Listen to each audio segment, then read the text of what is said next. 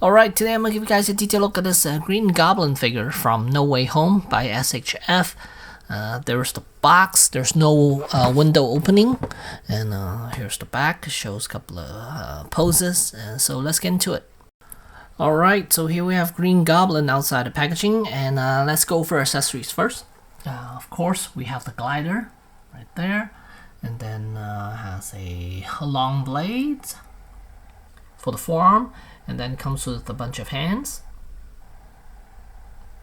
and then it comes with a very impressive looking head sculpt and a hood, and then it comes with a pumpkin bomb, which is already in his hand, and then he comes with another head sculpt with goggles on, and this is not removable. So, and there's the figure. So let's take a closer look at the figure itself first. Alright, so let us start off with the human with the goggles head sculpt on. And here, let me zoom in a little bit easier to see. Goggle head sculpt is nice. The facial expression not so much. I don't like the vanilla look of this head sculpt, same with the other one. And then one thing that you notice immediately is the mustache. I think they meant to be just doubles, but they went a little too deep or too much into it. So now it looks like he has a mustache. And same with this other head sculpt, like why does he have a full-on mustache there? In the film, he does not have a mustache on, so yeah, that's very disappointing that they did that. And another issue I have with this head sculpt, not so much the face, but the hair. I think it's a little too poofy on the side there. Makes his head a little wider than it needs to be. The ears is about right, because his ears does stick out a little bit, but then I think they compensated by bringing the hair out just to the top of the ears. I think they could have pushed that in a little bit, and that way it wouldn't make the head so wide. If I take some photos, I'll probably Photoshop in a little bit the sides so it wouldn't stick out so much, and I think it'll look perfect. And I most likely will take out the mustache in Photoshop. Not so much by paint, because I'm not that great at paint job, so I don't want to really mess up the head sculpt of this, because I think they did a fantastic job with it. Skin tone's nice, I like that, and you can see all the wrinkles on him, and it looks terrific as far as a head sculpt is concerned. And one thing I wish they did was, since there are two head sculpts already, it would have been nice if one of them was a grinning head sculpt instead of Bo having the vanilla look. Yeah. But let's get back to this one. And as far as the outfit is concerned, if you take the head off and if you take the neck piece off, then you could remove the down hood, which is this portion of it. You can remove that, and then if you wanna put this one on, then I think it's best you do this first. Oh, and here's a look at the peg. It's at an angle, so that is nice. It makes allows his head to look up a little bit more, but not a whole lot. I'll show you that during articulation portion of it. So get that head in here, and then now you could pop this back on the body, and there you have the hooded Green Goblin. So I like the hood. It fits really well. It doesn't stay up. It doesn't stick up too much. It fits nicely over his head. So yeah, so it looks natural. And if you don't like the outfit, you could totally remove all that stuff. So once you remove the neck portion, then you can slide this all the way out. It's just loops in, that's all.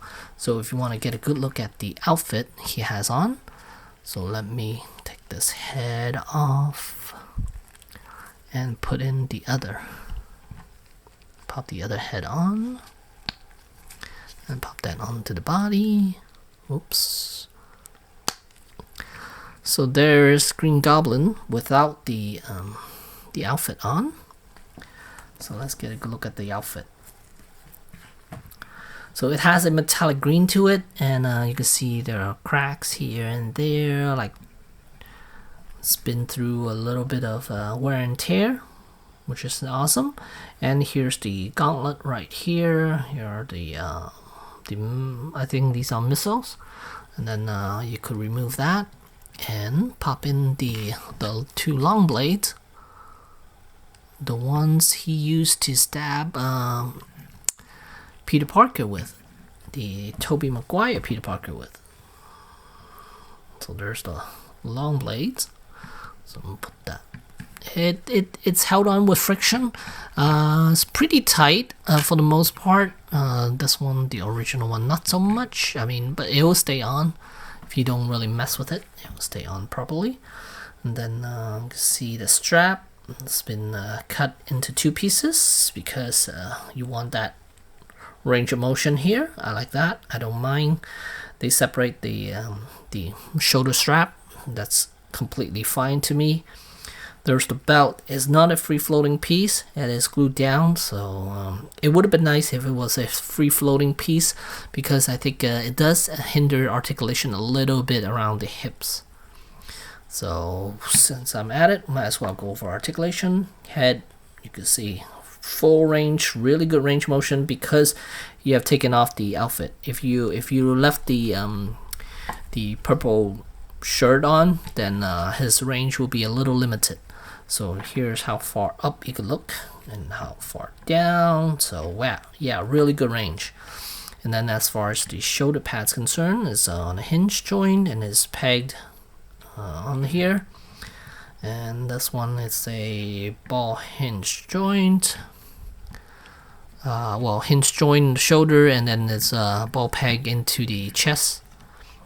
And then there is bicep swivel right there, double jointed elbows, and a ball hinge wrist. Then as far as the torso is concerned, this is a ball joint up here, and then another ball joint down here. So crunch, he is somewhat limited actually. Look at that. That's how much of a crunch he could do. That's not so much. That's not good for Goblin, because he is on a glider, so you expect him to be to have a better range of motion than this. And then as far as the lower section is concerned, you could lift up to about that much and swing outward. And bicep does have swivel right there. It's pretty tight. Then double jointed knees, but can only give you a little past 90 degrees. And then there's a ball hinge ankle, and then there's toes articulation. So yeah. Does he have great articulation points? It's your average SHF, pretty much what you can expect. But as far as the range, I think it could have been done a little bit better. But his armor does have pieces that sticking out here and there, so it does get in the way quite a bit. And if you want that clean look without all the gaps and stuff, then this is what you're gonna end up getting. So let's see here. Ankle, I wish it could have come forward a little bit more, because right now it's very limited as well. For glider, for Goblin, you expect him to be really agile because of it. But here you go. We slide on these. They don't really secure them properly on here. It's just like sliders. He's putting them on, and that's it. And as far as, let's see here, if I maneuver him a little bit. So the glider could be something like this, and then it's best to pose the figure before you put him on a glider. I think that'll benefit a little bit more. But yeah, something about, I guess, something like that. be interesting. But again, I wish his torso could bend a little bit more, or the legs, something gets in the way a little bit. I think the ankles as well, if he could move forward a little bit more, then he could lean and more of an angle, that would have been nicer, I think.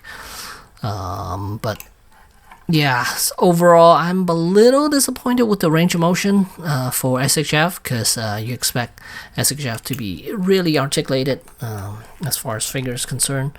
But this one is just okay. Not amazing, and definitely not as impressive as some of the Iron Man or the Spider-Man figures. But here you can see if it's straight on, it'll be like that. But if you take them at a certain angle, you could lean them forward a little bit, kind of like that. And then if you shoot him at an angle, then you could get his face to look that way a little bit more. Then you have something like that, would be cool. But yeah, it would have been nice if it comes with a base as well. That would have been nice. There is connector for a base, but the SHF usually don't provide bases. They'll make you buy a separate one, so that's kind of annoying. But there's a peg down here for an attachment that they didn't even provide an attachment for it. That really sucks. But yeah, still, it's just okay, not fantastic or anything like that. It definitely wouldn't make my top 10 or anything close to a top 10 actually, because there are plenty of issues with this figure. One would be the range of motion. Could have been done a little bit better. Just ankles could have been done a little bit more, knees could have been done a little bit more, torso and the hips. I think these are the the major parts that I wish this figure would have been a little bit better.